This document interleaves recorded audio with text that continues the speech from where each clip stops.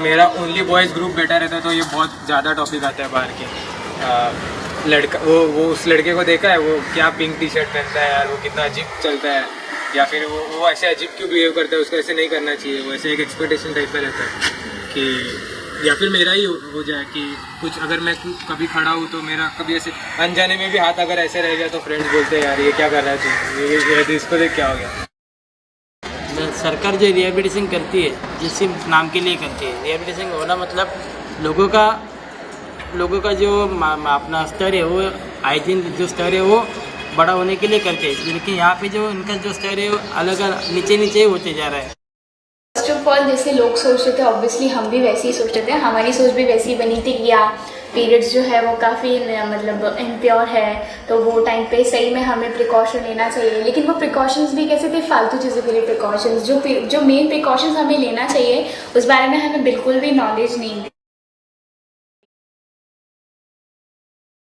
वाईमैक एक ऐसा इनिशिएटिव है जिसमें यूथ अपनी कम्युनिटी से जुड़ी समस्या पर रिसर्च करके उस समस्या को सॉल्व करने की दिशा में पहला कदम लेते हैं। साल 2014-15 में ऐसे ही 3 विषयों पर रिसर्च किया गया है। साल भर की इस प्रोसेस में उनको न सिर्फ रिसर्च स्किल सिखाई गई, पर साथ ही में उनके समाज और उससे जुड़ी समस्याओं को देखने के नज़रिए पर भी काम किया गया, जिससे वो अपने समाज में एक जागरूक नागरिक की भूमिका निभा सकें।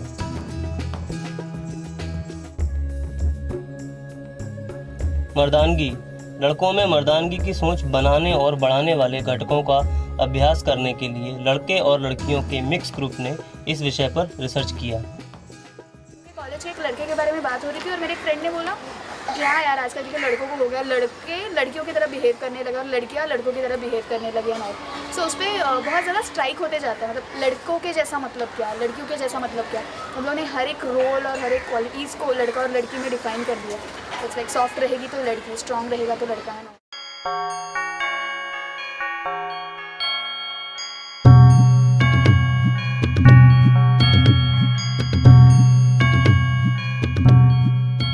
बैकग्राउंड होने की वजह से रिसर्च माने लैब में जो होता है एक डिफाइंड वे, तो वैसे टाइप में था। बहुत बार ऐसे होता है कि मैं जब कॉलेज में जाके कॉलेजेस में स्टूडेंट्स के साथ जब बोलता हूँ कि मैं ऐसे एक मैस्कुलिनिटी रिलेटेड कैसे फैक्टर्स ये सब फाइंड करना चाहता हूँ, तो जैसे ही मैं ये मेंशन करता हूँ तो लड़के भाग जाते हैं।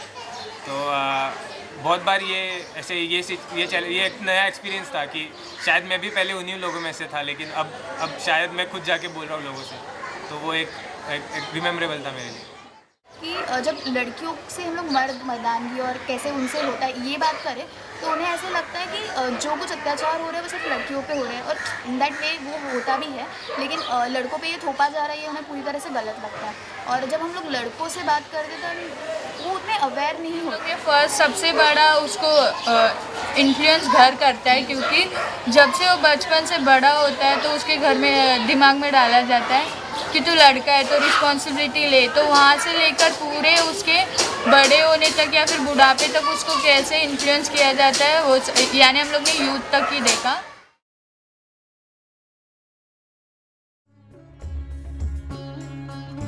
मुंबई की सबसे बड़ी पुनर्वसित वसाहत लल्लू भाई कंपाउंड, जिसमें रहने वाले कुछ युवकों ने इस पुनर्वसन प्रक्रिया का वहां पर रहने वाले लोगों पर क्या असर हुआ है, यह जानने के लिए यह रिसर्च किया है।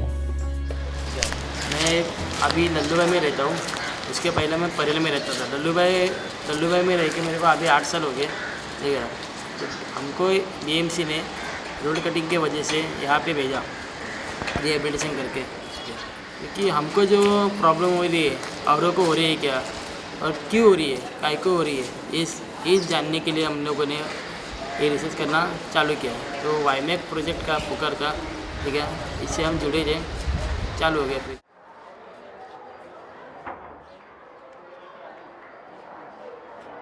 हम लोग का रिसेंटली मतलब रिहेबिलिट हुआ, उसकी वजह से मेरी पढ़ाई में बहुत तकलीफें आई। मेरे को यहाँ से वहाँ ट्रैवलिंग करना पड़ा, वही 5th स्टैंडर्ड में।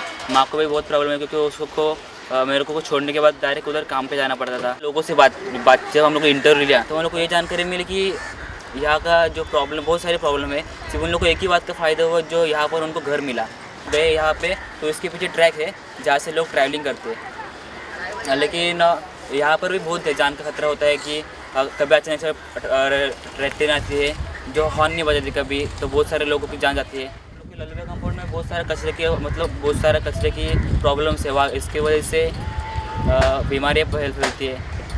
यहाँ हॉस्पिटल की फैसिलिटी भी नहीं है जहाँ लोग जाके अपनी इलाज कर सकते हैं।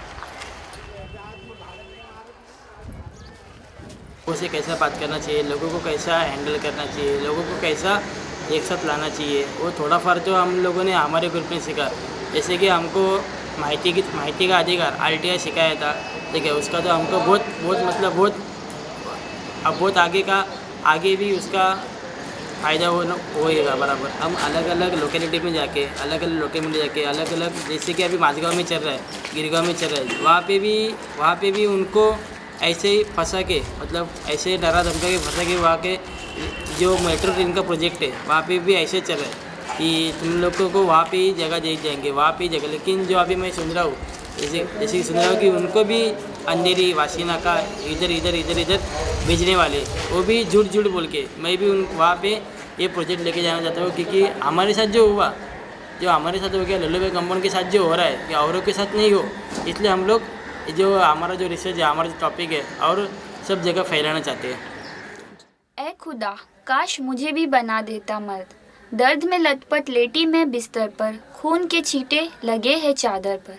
बस मैं अकेली बैठी सिसकती रहती हूँ, हर रोक टोक को हंसकर सहती हूँ।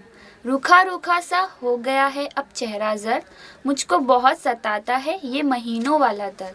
ऐ खुदा, काश मुझे भी बना देता मर्द, मुझको बहुत सताता है ये महीनों वाला दर्द। मुझे समझने वाला कोई हबीब नहीं, मेरे ज़ख्मों को दवा भी नसीब नहीं। बंदिशें लगी है मुझ पे खाने की, और बारिश हो रही है ताने की। छीन लिया गया है मुझसे इबादत का भी फ़र्ज़, मुझको बहुत सताता है ये महीनों वाला दर्द।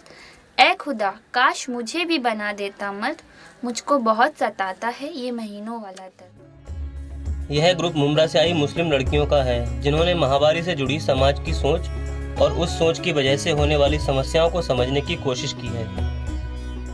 के साथ थी मैं 12 इयर्स तक अपने मॉम के साथ थी, तो मुझे इतने टैबूज़ मेरी मम्मा ने कभी मेरे पे लागू नहीं किए। बट जब मैं अपने कोलकाता चली गई, जो मेरे रिलेटिव्स का घर है, जो मेरे नेटिव प्लेस है, मैं जब वहाँ पर गई तो मतलब काफ़ी सारे मेरी आंटी थी, मेरी चाची थी, तो मेरी दादी थी, वो लोग सब धीरे धीरे करके टैबूज़ मेरे पे थोपने लगे। लाइक आपको जो बेड पे आप जो सोते थे, वो आपको बेड धोना है, आप बेड शीट धोनी है, आपको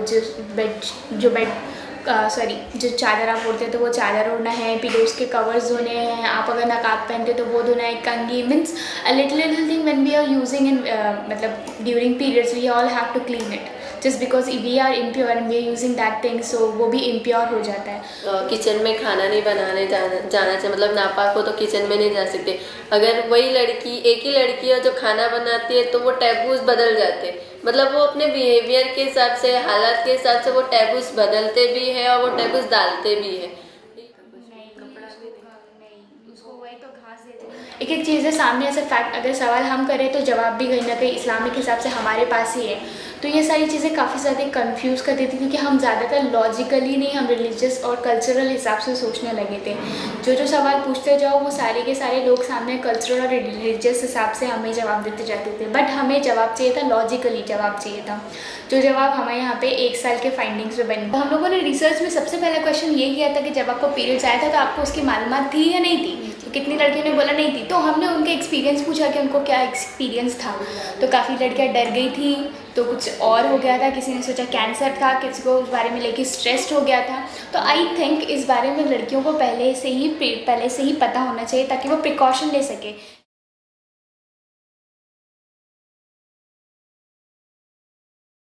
बताना चाहते हैं, और जो लड़कियां पीरियड्स में अभी नहीं आई है उन्हें भी हम इन सब चीज़ों से अवेयर करना चाहते हैं, उन्हें प्रिकॉशंस वगैरह सिखाना चाहते हैं। उनको ये बताना चाहती है कि जैसे तुम जीते आई हो नॉर्मल लाइफ, तुमको वैसे ही जीना है। ऐसा नहीं कि तुमको पीरियड्स आया तो तुम आप कहोगे कि मुझे चेंज होना है, मैं थोड़ी बड़ी हो गई हूँ और डर के जीना है। ऐसा नहीं, जैसे तुम नॉर्मल लाइफ आती हो वैसे ही तुमको वैसे ही जीना है, वैसे ही तुमको पैड जो है यूज़ करना है, किसी को पता भी नहीं चलेगा, और मतलब डरी भी नहीं रहेगी। या तो कोई तुमसे पूछता है तुम उससे एकदम खुल के आंसर दे सकती हो। जब तुम बात कर सकती हो किसी से तो तुम किसी से भी खुल के आंसर दे सकते हो। नॉर्मल लाइफ जीना, उनको डर के नहीं जाना है, ये हमको उनको बताना है।